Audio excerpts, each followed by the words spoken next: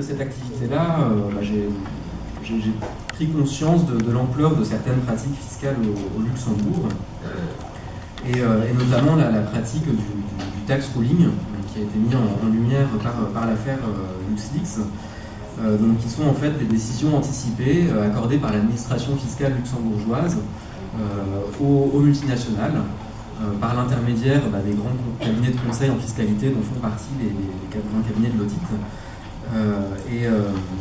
Et donc ces documents, ces décisions fiscales anticipées détaillent tous les mécanismes extrêmement complexes qu'emploient les multinationales pour échapper à quasiment toute imposition.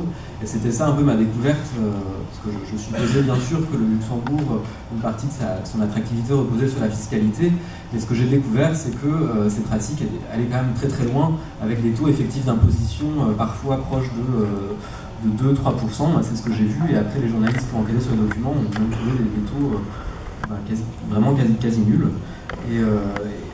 Et ce sont des pratiques absolument systémiques employées par toutes les multinationales. Donc j'ai décidé de démissionner, avec d'autres raisons, mais c'est entre autres ce qui m'a conduit à démissionner.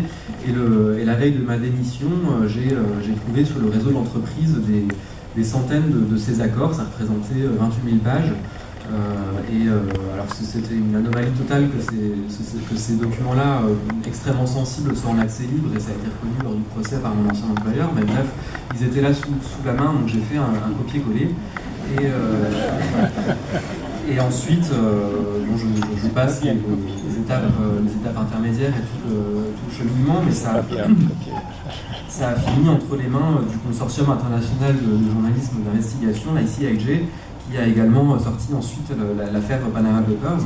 Et donc en novembre 2014, il y a des dizaines de médias dans le monde qui ont publié l'intégralité des documents, ce que je ne souhaitais pas.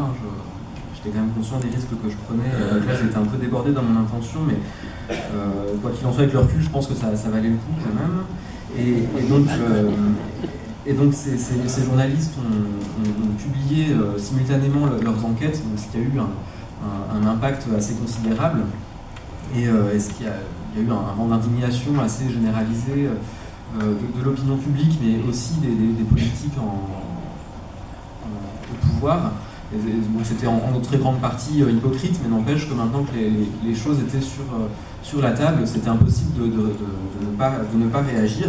Et donc ça a conduit à quelques avancées, notamment la création d'une commission spéciale. Donc c'est une commission parlementaire au Parlement européen qui a enquêté sur ces sujets-là, et dont le deuxième rapport vient d'être adopté hier, avec quelques recommandations intéressantes en matière fiscale et aussi pour protéger les lanceurs d'alerte.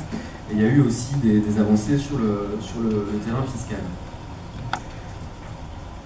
Voilà,